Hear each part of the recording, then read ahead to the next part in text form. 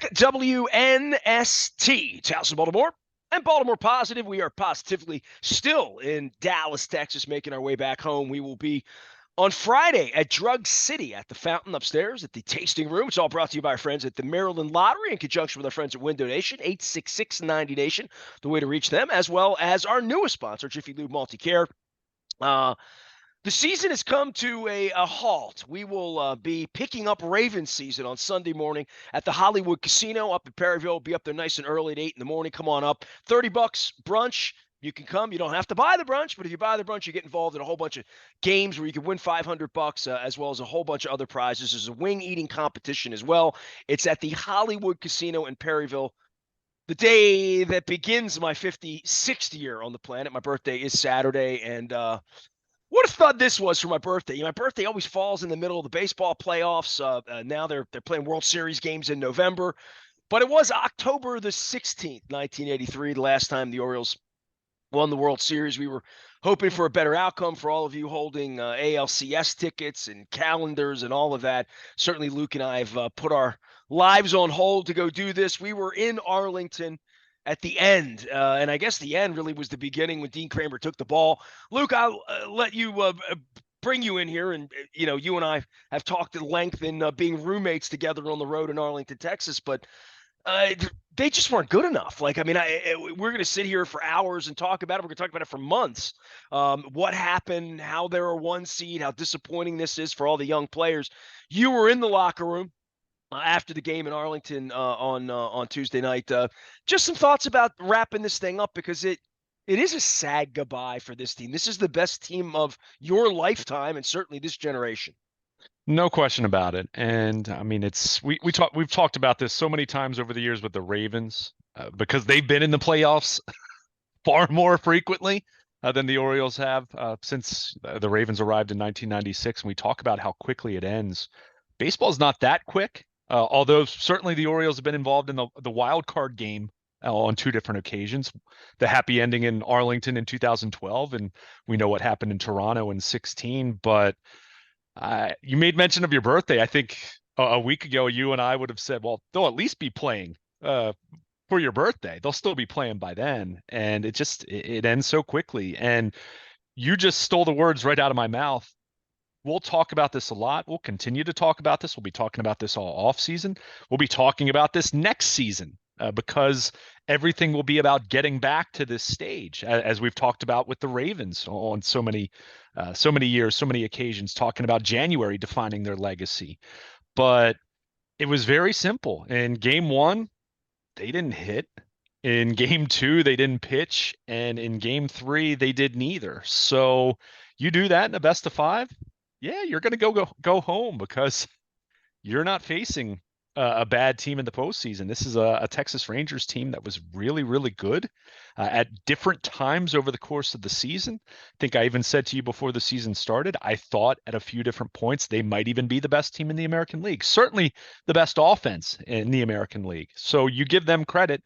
But at the same time, and Brandon Hyde acknowledged this, a number of players acknowledged this. I mean, Austin Hayes flat out said, hey, there's not a whole lot to say. We got our butts kicked, and for whatever reason, we just weren't good enough. So from that standpoint, you hope it motivates a young club that will mostly be intact starting in spring trading in February, and we'll see what happens in terms of trades or signings or anything like that. Well, plenty of time to talk about that, but it's it's a cold business, and you can win 101 games, but if you don't play well, even for a 72-hour period, you're going home. And that's what the Orioles are experiencing right now. And I think it's as simple as that. Again, you lose 3-2, you didn't hit. You lose 11-8, you didn't pitch. And if you lose 7-1, you did neither. And that resulted in a very quick exit for the Baltimore Orioles, even after a 101 win season.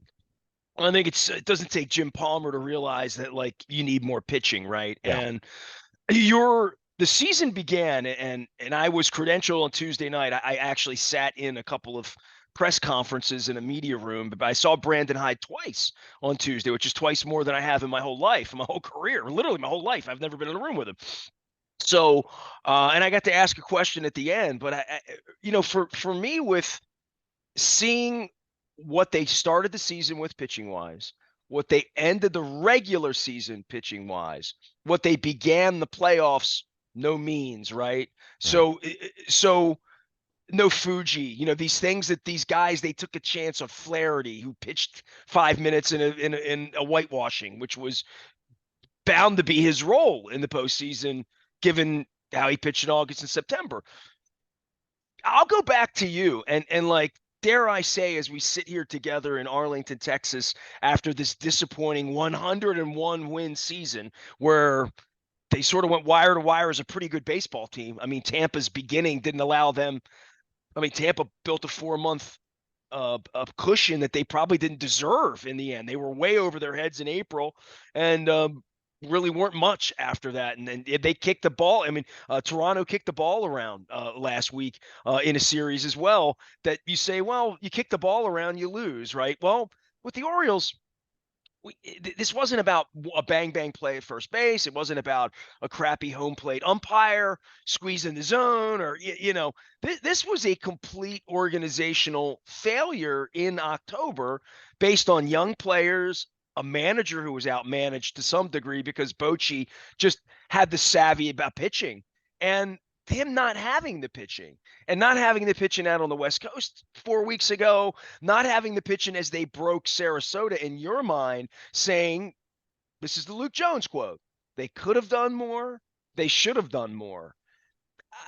And Evaldi was one of the guys, I can go get the tapes on you, back in February, March, like, hey, they could have had a guy like Evaldi, right?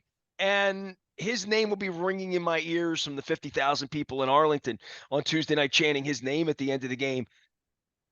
That's a dude right out there, right? That's a dude on a Tuesday night to come out, take the ball, and end this thing, get everybody rest. They're going to be lined up for whatever Houston probably has for them. That is going to be an ugly, they don't like each other. But Evaldi, the Rangers got him. The Orioles didn't. And that's on top of the money spent on Seager, the money wasted on, take your pick, Odorizzi, DeGrom, Scherzer down. They didn't need any of those guys. And that's the worst part, because the Orioles would have come into this thing, and let's say Texas won 103 and it was flipped around, and you had to see Scherzer, DeGrom, and You had to really see those guys. You wouldn't have seen Evaldi. Yeah, well, I think you still would have seen Evaldi because clearly they prioritized signing him, but he certainly wouldn't have been viewed as in the same way. They wouldn't have. They probably don't go out and get Jordan Montgomery, who was Stuck the obviously bats up pivotal. their backside. Well, I mean, it's not as though he pitched great against the Orioles, but he certainly pitched really well against Tampa Bay, and he was there. Those two guys were their guys. So, I mean, look, Evaldi had a really good start to the season, and then he missed 2 months. So you never know how that's going to impact any team. I mean, the Rangers were able to endure that to some degree, although certainly they lost the division in the final Well, weekend. hey, dude, So, we thought John Means was going to be starting Tuesday night when we and, sat here right. in Baltimore last week, right? Right. And let's not, I don't want to make too much of John Means, but we knew how tenuous all of this looked from a rotation standpoint. And I'm still not going to sit here and try to diminish what Kyle Bradish did as one of the best pitchers in the American League, what Grayson Rodriguez did as one of the better pitchers in the AL for the second half of the season. The numbers don't lie. Go back and look where they Well, ranked they wouldn't have won 101 games without those kinds exactly. of effort. So And those were things that were unpredictable in March. sure. So when in March when I said, yeah, they could have done more, they should have done more. I would have loved to have seen them go out and get a Nathan Evaldi, and you see what he did. And something that really resonated with me, Nestor. And full disclosure, you were in the interview room listening to Brandon Hyde. I went immediately to the clubhouse to get as much reaction as possible, and you can check out all of that at BaltimorePositive.com. But something really resonated when Hyde was asked about Nathan Evaldi, and he used the term playoff pitcher, October pitcher. And he just said it matter of factly. And we know that this is a guy who has pitched on this stage before. And I don't mean Kyle Gibson, who made a relief appearance, who's never started a postseason game. And I'm talking about someone who not folk hero status, but certainly has had some big time success pitching in October in the past. And I just, for me, hearing Brandon Hyde say that, that resonated. And that's, I don't think it was meant as a knock towards his guys or anything like that. It's just, there is a There's a different, difference. there's a difference to this. Right. And let's be clear, Nathan Eovaldi, and he didn't have that reputation until what? He went and did it, right? And we've seen pitchers, and we talked a few days ago about Clayton Kershaw being an example of a guy who, my goodness, is a Hall of Fame pitcher, but not just Saturday night, but he's had some other, this past Saturday night where he got shelled and didn't make it out of the first inning.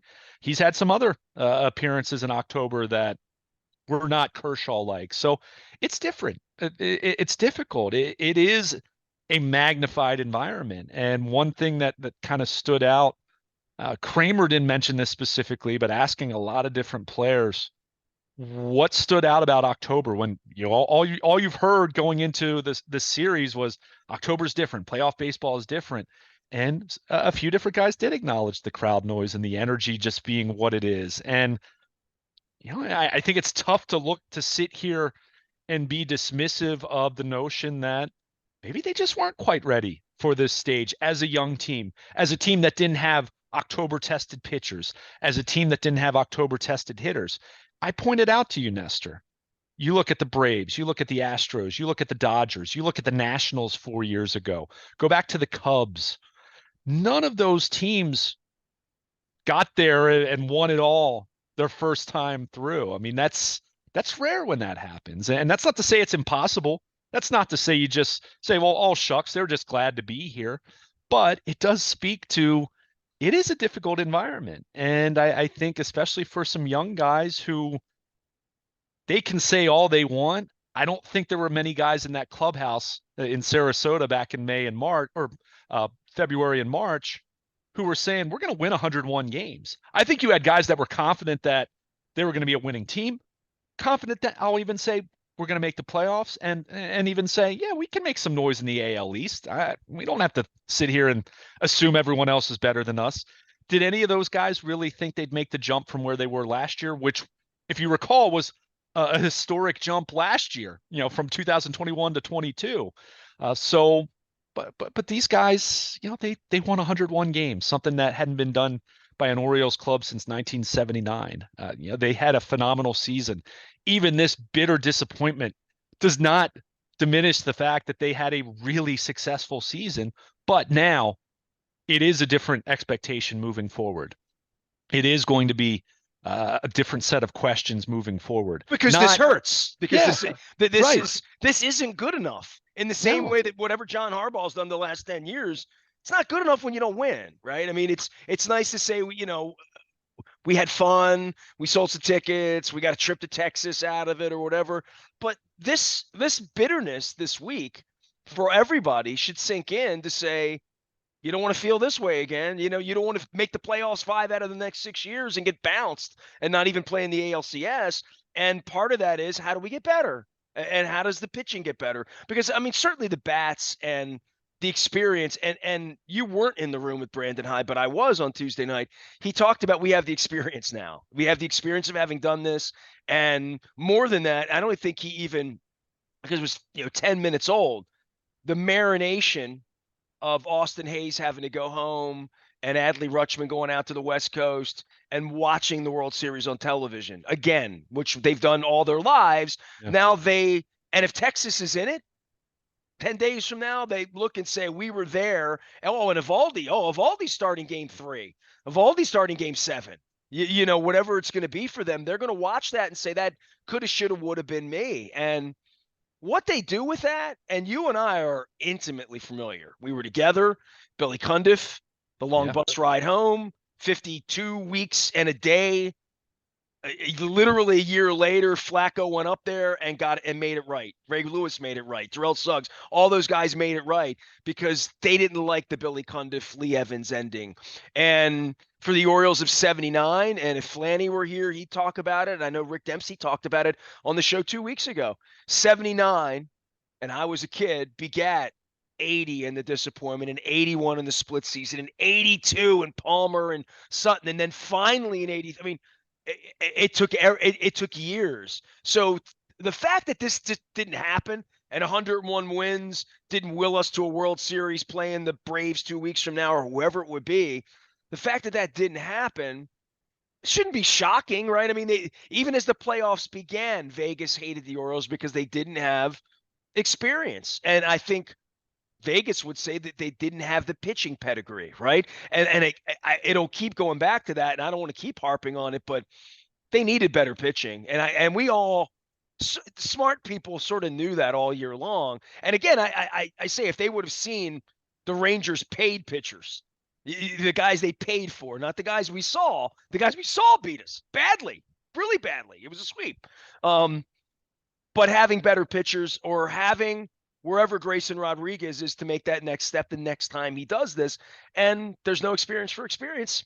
I mean, there's nothing beating what they got this week, but this feeling, this isn't good enough.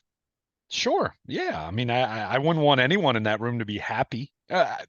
Be happy in a big picture sense as far as how far you've come and knowing that you have a lot going for you. And it isn't just the pitching. They have to hit better. I mean, Adley Rutschman hit 083. You mentioned 1979 and you took the words right out of my mouth, even though you didn't mention this individual specifically. But think about how we remember Eddie Murray as one of the, a clutch hitter and everything he did. He had an awful 1979 World Series, and 83 hits the 2 home runs, hits his By name the on the way, scoreboard at the he vet. had the pound on that. I remember Yeah, his failures being brought up in all those years sure. that the Orioles are never going to win. Because believe me, when they lost to Sutton in '82, it felt like they were never going to win. Yeah, yeah. I mean, that's and that's probably I like that you brought that up because part of the pain of this still has to be, and I mentioned this, so I'm guilty of this too, but yes, they're young. Yes, they're talented. Yes, they should have a really, regardless of what happens from a financial standpoint, payroll standpoint, free agent signings, trades, all of that. They've got a young core in place here that they should be good to really good, at least for the next few years. That's fair in saying, regardless of whether John Angelos is going to spend any money at all. But that said, you don't know what's going to happen. And you mentioned the Texas Rangers, and look at what that team was supposed to be on paper. If DeGrom doesn't get hurt, do they trade for Scherzer? I mean, who knows? I mean, they might be in a different position that they don't even do something like that. But point is, they had a lot of guys that, they had a lot of things that didn't go right for them in the same way that the Orioles did in certain instances, but the Rangers being a more extreme of that. But you don't know what's going to happen. Maybe the best lesson to take away from this is, hey, it was great to win 101 games, and everyone was talking about not being swept all season. And best Orioles team since 1979, first 100-win team since 1980. Go through all the different factoids that we've mentioned because I'm a stat nerd, I'm a baseball nerd. You are too, from a historical standpoint. But they lost to a 90-win team, and that's not to say that the Rangers were this over the top inferior team to them. You look what they did offensively and how they could score runs, and they were a really good team as well. But that right there might be, hey, don't be focused on needing to win 102 games next year. Just get back to this stage, and that's going to be the goal for them. And look, the Orioles, are they going to win 101 again next year? Baseball history would tell us probably not. Okay, I'll hear the 1969 Orioles won, 109? And in 70, they came back and they weren't quite as good. They only won 108. But typically, you're not going to see something like that. So it might be an Orioles team that maybe doesn't win the division, or maybe they only win 92 or 91 or 90, like the Rangers. But the difference is what you just said. They are now experienced. Now, it's not as much experience as you would have hoped they would have gained this year. You're hoping to see them at least get to an ALCS. I think even if you were grounded with your expectations of what this team was going to do as an inexperienced team in October, you still wanted to see them at least win a postseason game. They have an 8-game postseason losing streak now going back to the Kansas City ALCS back in 14. But they do have experience and they do know what this feeling is like now. They know how loud it can be at Camden Yards and also in an opponent's ballpark in an October postseason setting. So these are all things that can drive them and it will inform them. I think it will inform Brandon Hyde and the coaching staff. The 5 day layoff, not to make an excuse, but was that a factor? I mean, I don't know how it can't be. There's enough data to support that. Even in 2 years now, we saw Atlanta and the Dodgers be eliminated last year, and they were the two best teams in the NL. Dude, with It's a all these factor. analytics you have and launching, and we're going to measure this, and man, there's no measure momentum, right? Yeah. I mean, once it starts, and we've seen it in every sport, right? That Sure. feeling when the stadium tilts in a football game, or when it shifts, and certainly for the Orioles, the 5 days off got them stale. It got the bats slower. It didn't allow them to align their pitching perfectly because Means got hurt, right? So Yeah. I mean, no matter what they were doing, they were always playing from a different level than they wanted to play from. And that really started with Batista. When this failure goes back, we won't say, well, they got swept because Batista got hurt. But that was the beginning of the cracks in who's this Fuji guy? He can't throw a Well, strike. And then when the stadia, both the stadiums got loud, there was just something about the crowd noise. And I'll talk about this. And it's not me doing the Eddie Murray 1979 choke thing or any of that. yeah. It's a different game. And I guess for the golfers that go and play in that waste management thing in Phoenix and people are screaming at them when they're playing, it's just if somebody was in here making noise right now trying to distract me while I was doing radio, I wouldn't be used to that. I'm used to quiet. And I think the Orioles have operated at a different sound barrier. And I think the regular season, even when you play in Yankee Stadium on a Saturday night in June, or even when you play in a sold out game somewhere on the road because they're giving a bobblehead away and they have a pitcher that's going, or you play Shohei Ohtani or whatever it would be. Come on, man. You were at the ballpark last week, right? I mean, Yeah. everybody in our audience, there's nothing to compare Right. April, May, June, July, August, even September to what we saw in Arlington when the game started on Tuesday night. Yeah. I mean, it's okay to admit that. It's okay to acknowledge that as a variable. What was and mind you, that's not the only variable. I mean, they didn't pitch. Cedric Mullins was hitless for the series. I mentioned Rutschman hit 083. I mean, go down the list. Mountcastle didn't do much. I mean, Gunnar Henderson hit Meanwhile, Aaron 5. Hicks, I mean, you talk about experience. Aaron Hicks said, hey, it's the playoffs. I recognize this. And He does, did but okay. go look at his career numbers in the postseason prior to this series. Hadn't done very much. So, I mean, it's part of it is also it's just baseball. I mean, we sit here and talk about a 3 game series, a 3 game sweep. Now, I can't say this because the Orioles didn't get swept all year. And Cedric Mullins, by the way, a little bit of not he wasn't making light of it, but he flat out said, "Yeah, it is a little ironic that we didn't get swept all year, and now this happens on this stage." But it's just it's baseball too. When you have two teams that are capable. This wasn't the Orioles going up against the Oakland Athletics or the Kansas City Royals, teams that lost 100 plus games this year. Well, They that was went a up. little bit of eye candy back at the end of September. We're beating Boston, beating Yeah, Washington, beating these teams that just didn't have anything to play for. right. Well, but in fairness, they also took 2 out of 3 in Houston. They bounced back against the Rays after losing the first 2 of that 4 game set. I mean, it's they handled those 2 environments reasonably well. And let's say, okay, that's not October, but that Rays series in Baltimore in mid-September was as close as they got at home to that. That series down in Houston was as close as they got to what they experienced in Arlington on Tuesday night, because that was a ruckus crowd when they played the Astros for that 3 game set. But yeah, it's not the same thing. But the difference now moving forward is they've experienced that. That Grayson Rodriguez, knowing what kind of kid he's been and the adjustments we already saw him make from April and May, where he ended up getting demoted to coming back after the All-Star break and looking like one of the better pitchers in the American League. this is going to drive his offseason. This is something that's going to drive him. This is something that's going to drive Dean Kramer. Bradish didn't fare as poorly as those guys, but this will drive Bradish. This will drive Adley Rutschman.